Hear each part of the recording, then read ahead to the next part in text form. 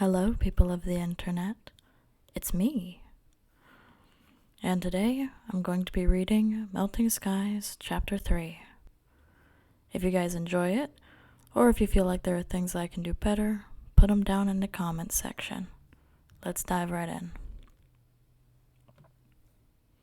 A brown and white dappled body laid limp in the midst of the filthy, muddy tunnel that led to the place where most wolves passed their meals. Her pelt was unmoving, and things that were supposed to be inside her body were spilled out around her, her mouth stuck unbearably wide, as if still heaving. The invisible, toxic fumes spread from the body and latched onto two puppies in pursuit, one being the white and yellow shape of Zadori, and the other a slightly bigger, familiar black pelt. A third dark gray pup with dark blue eyes joined them and fell victim to the same invisible death, his inner muscles and organs spazzing out uncontrollably before he let go his final breath. Minnow floated above them all, knowing what she had to do now. Her friends, the colors, had showed her yet again what wasn't supposed to happen. Zadori, don't go in there! Minnow cried as she came back to reality in time to hear Zadori making her way into the tunnel. Why not, Minnow? It's just Mom. Zadori called back as she entered the tunnel. I want to see if she's okay. It's been a while since she left the den. Minnow desperately reached out toward her sister's voice, but missed her by a hair. As she leaned forward, she could already smell the contagious rotting flesh that had caused so much pain in her stomach before she floated above them like she had before. She forced herself to turn around, despite her heart screaming to run in after her sister to save her. Zadori, please! Please follow me! Don't breathe it in! She cried desperately, her face burning yet again. When her sister didn't respond, the blind pup forced her way out of the tunnel, knowing it was likely too late. A scent filled with suspicion approached her, and a familiar texture glided past her as hurried paw steps filled her ears. She quickly snapped around and yanked Roxo back by his scruff, causing him to squeak. He tried to get out of her hold, but Minnow used her older age and larger size to hold him where he was. What's wrong with you? He shouted, waking up a few wolves nearby. I want to go comfort Mother. You can't! The blind pup shrieked, waking the rest of the pack. Minnow, what's wrong? Came a slightly frustrated growl from the direction of Oni's den. No one can go in there! Minnow shrieked, a waterfall flowing down her face as her chest tightened. She wouldn't be able to save them all. And why not? Came Noxzima's tone through gritted teeth. Don't you understand? The hunters need to rest in order to get you little brats breakfast.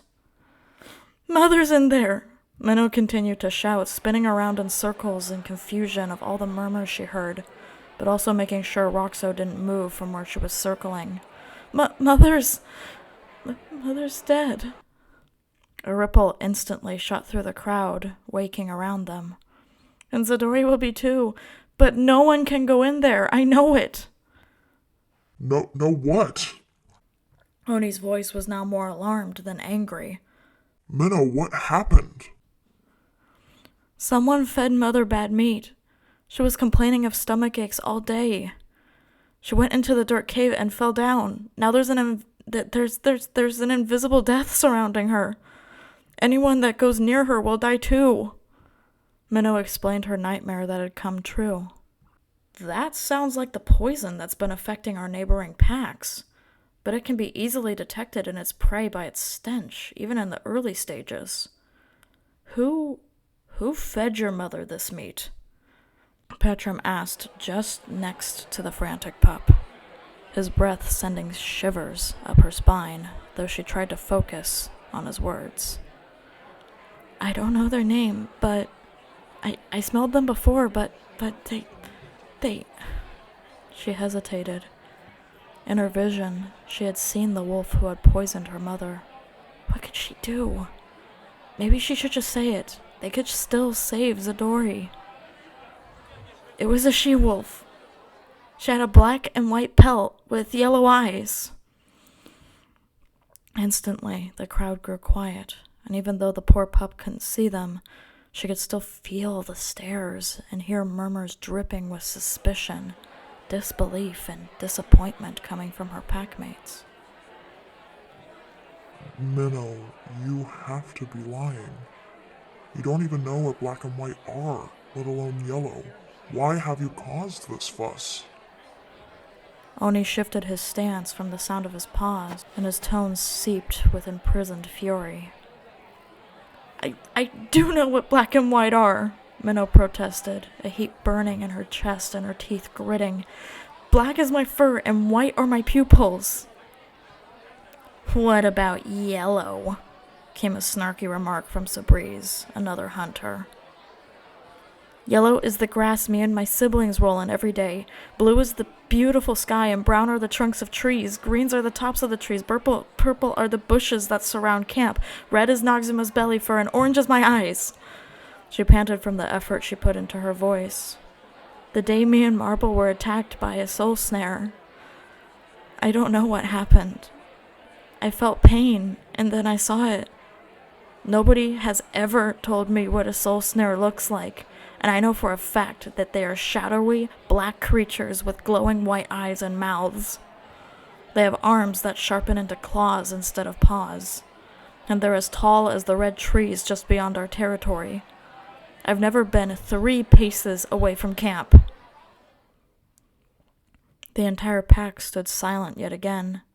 The absence of sound dug into the pup like ice-coated fangs, making her whimper and shrivel.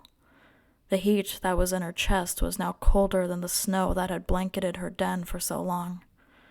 She couldn't keep from trembling.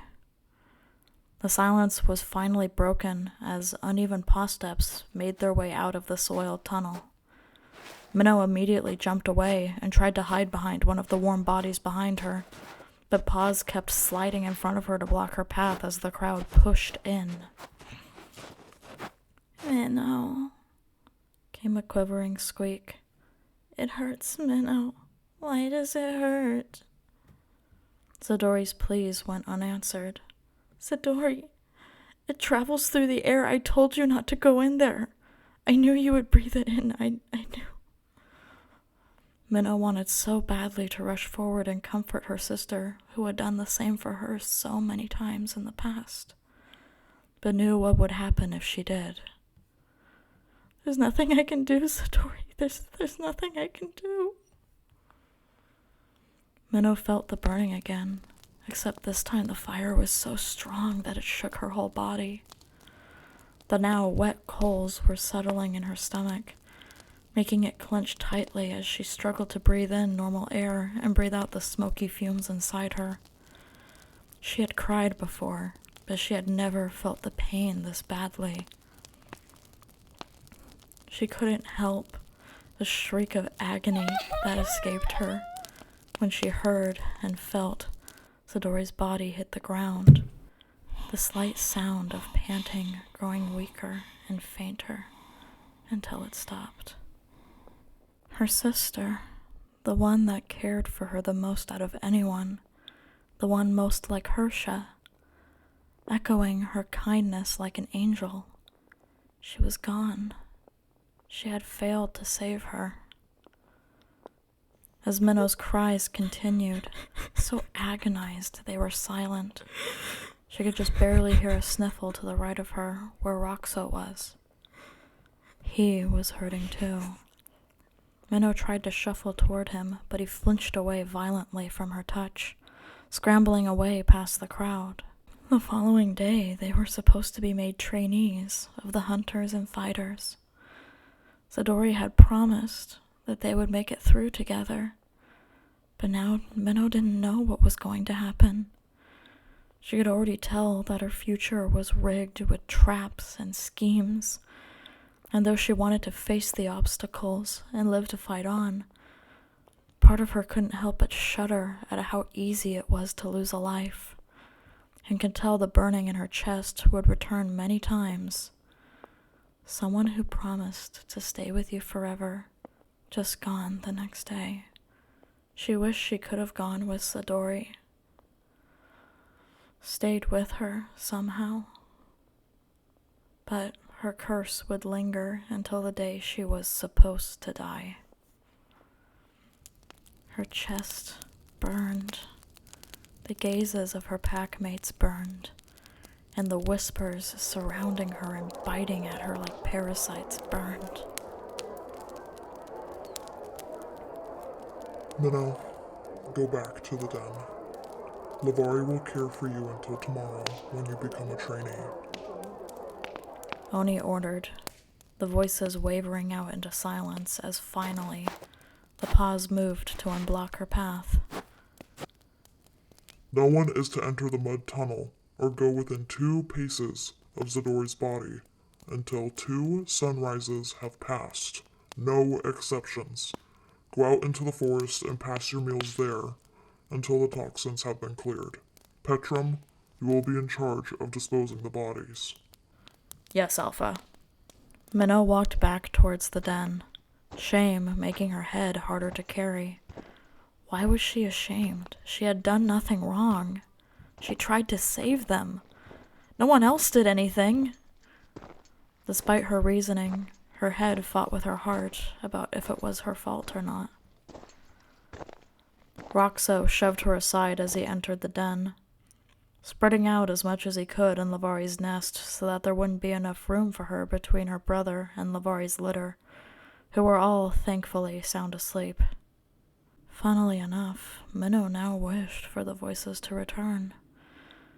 The burning, stinging bites of whispers coming from her suspicious packmates felt much better than this cold blade of silence that seemed stuck in her chest, grinding against the inside of her ribcage. It felt as if she was completely alone in a snowy meadow, the silence traveling over hills and far beyond. She was truly and utterly alone. Minnow, came a murmur. I'm sorry. A bushy tail curled around her to try to comfort her as Lavari closed her eyes to sleep. But Minnow didn't rest very well that night. The next morning, Minnow was awoken by Lavari's muzzle poking into her side. Minnow, get up. The ceremony will start soon. Lavari's pups murmured and shuffled around the soon-to-be trainee as she sat up. Yeah, Minnow, we want to see you get picked. One of the large, rambunctious puppies to the left of her squeaked and wiggled. Why bother, Lavari? No one's going to volunteer to mentor me. Minnow felt more tears go down her face, as if she hadn't cried enough the night before. Minnow. Lavari nuzzled into her. It wasn't the same as her mother's warmth, but it was something. You can't give up. Hersha and Sadori, Aquamarine and Marble. Do you really think they'd want you to give up? It doesn't matter. They're dead. Gone. I can't hear them, smell them, feel their fur against mine anymore. Minnow shook as her face became wetter. Lavari quickly stabilized her as the blind one nearly fell over from her own grief. I can. Lavari's voice was barely a murmur. I'm sorry, Minnow. I truly am. But I can hear them. They want you to succeed. They want you to be happy. And happiness will never come to you if you stop trying to live. She nuzzled her more. I'm sorry. Why are you saying you're sorry? It's not your fault. Minnow paused as Lavari's breath hitched. She went quiet as her head filled with worry, What could this nearly mute wolf do to cause her this pain? Was she working with the strange wolf that brought her mother the meat? No, that made no sense. Lavari loved Hersha and even tried to offer her herbs to help settle her rotted stomach. Herbs Minnow knew couldn't hurt her. Why did her aunt react that way? What was she even sorry for? She was banished from her thoughts as she heard Oni's call. The ceremony was going to start. Please, Minnow, please try. Lavari rested her head on Minnow's weak form. I don't want to. Minnow shook with an odd mixture of anger and grief. They didn't even try to save them. I tried, and then they treat me like I'm the dead weight. They probably don't even care that Zadori and Mom are gone. Lavari gasped as Minnow collapsed into her, sobbing into her pelt. The puppies wordlessly swarmed around her and nuzzled into her, trying to comfort their older den mate. Minnow, they care. Hersha was a friend to many people. Despite her efforts, Lavari couldn't help but shake with held-in sobs as she rested her head on Minnow's shaking form. You have to remember, I lost a sister yesterday too. And I lost my mother and father when I was about your age. Minnow looked up at that. What did you do? The blind one sniffled. I lived on for them. And for Hersha. Though we weren't really close when we lost our parents. When times got tough, we had no choice but to rely on one another. Lavari's tone was almost numb, as if she wasn't there. I'm not saying Roxo will be there for you today, but I think if you keep going, eventually you'll find someone to fight life with you. And if you listen closely, eventually you'll hear them, all of them, all the ones that you couldn't save, all the ones you had to leave behind, cheering for you with no other cares in the world. Despite the feeling that this day wouldn't end well, Minnow decided to believe Lavari's words, if not for a moment, and carefully trotted back into the open, where her packmates could see and judge her.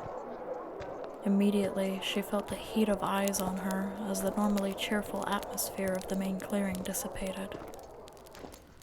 Oni's voice echoed from where she knew his den was, overlooking the rest of camp. All those who hunt, fight, nurse, and spread wisdom, gather around the main clearing. Minnow heard the oddly organized shuffle of paw steps as everyone got into place. She made out Roxo's scent and moved next to him, just for him to take a few steps away from her. She sighed and stayed put, looking out at all the wolves who thought her a catalyst of dark magic.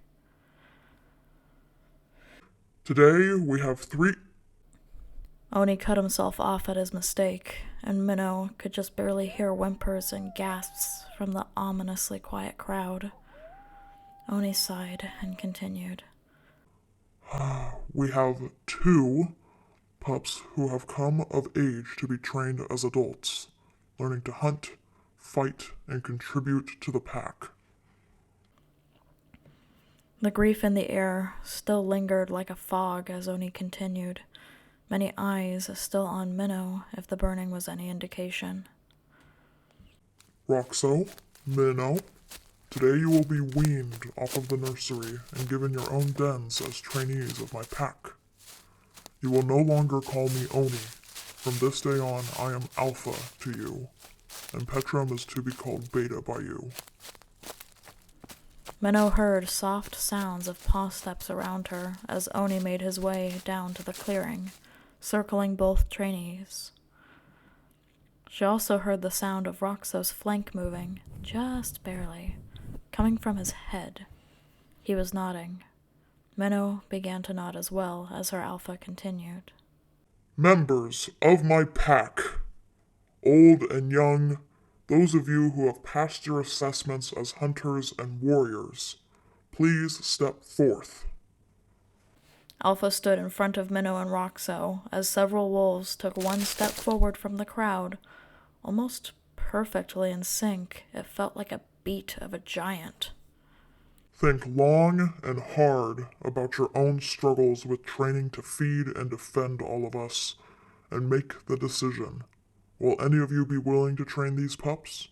I will give you 30 heartbeats to think. Alpha stayed quiet as the wolves around the edges of the clearing shuffled, nervous, anxious, or excited. Minnow couldn't help but pick up on their energies and replicate them, giving a brief shuffle before going still again. After the time had passed, Alpha cleared his throat and paced to Roxo first. Big surprise.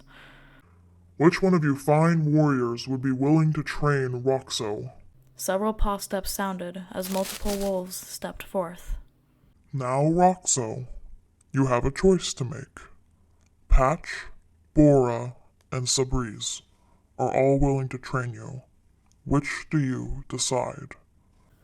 Minnow could feel and hear the impacts of Roxo's tail thumping against the ground as he breathed slowly, clearly deep in thought.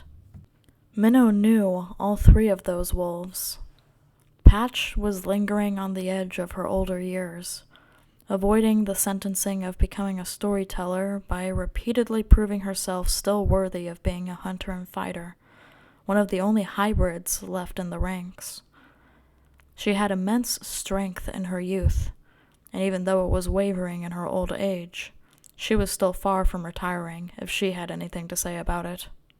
Bora was a young, strappy male wolf, having his eyes set on the beta position within the pack.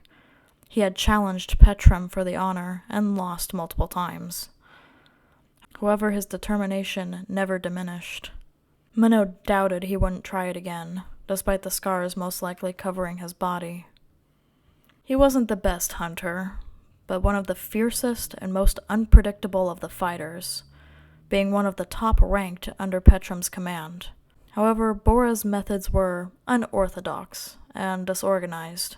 Even though they got the job done just fine, he was often reprimanded for how he went about things, often disobeying direct orders.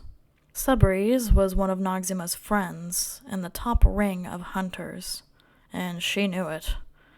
When it came down to hunting, Noxzima and Sabriz were definitely the top two, keeping the entirety of the pack fed with their combined skills. However, whenever she wasn't hunting, Sabriz made it a point to remind almost everyone that she could do it better than them, her pride making her unapproachable most of the time. Minnow wondered which Roxo would choose. It would be a hard choice for anyone. The oldest, the least responsible, or the most obnoxious of the elites. Sabriz, he decided, his tail thumping faster from excitement, if the lift in his voice wasn't any more obvious. We had talked about it before, and I choose Sabriz. The crowd gave a mixture of quiet murmurs and long excitable howls of approval and celebration, as Roxo and Sabriz both took steps toward one another. The sound of their fur gliding along each other's made Minnow's heart sink with longing. Please, someone please, out there. Accept me. Want me. Minnow's mind couldn't help but plead. Congratulations, Sabriz and Roxo. Your training experience begins today. Sabriz and Roxo quickly trotted off into the forest together for their first lesson.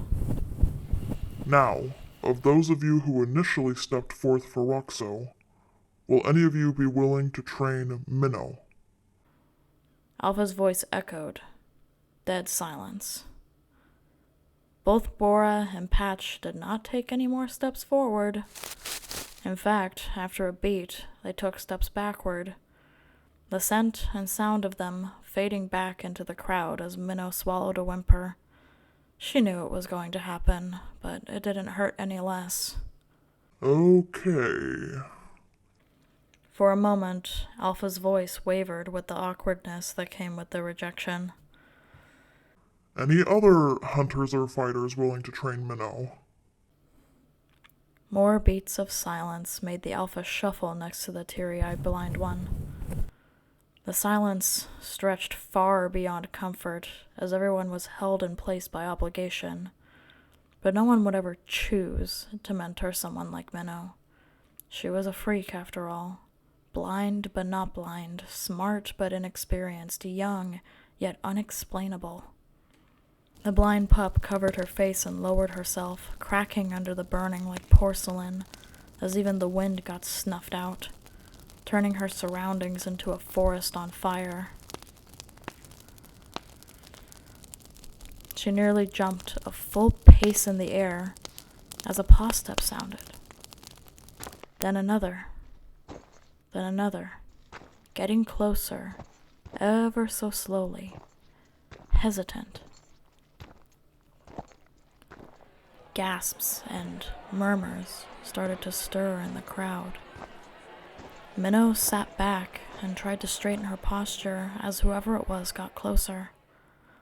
However, the stinging scent that accompanied the paw steps made her stomach drop. No. I think it's only fair for me to bear the brunt of this cursed burden. I brought this useless thing into existence. I will make use of her. Noxuma's voice rang through the clearing like claws scraping against rock. Her biological mother, the one that turned up her nose the moment she learned she was blind. The murmurs were confused and somewhat relieved as Noxuma forced her body into Minnow's, completing the ceremony, as the blind one stumbled and quickly found her balance again. Come! Noxuma's scent and sound started to grow faint as Minnow struggled to keep up. This was her new life, and it was going to be hell. So that was Melting Skies Chapter 3. Let me know what you guys think, and I'll see you on the other side.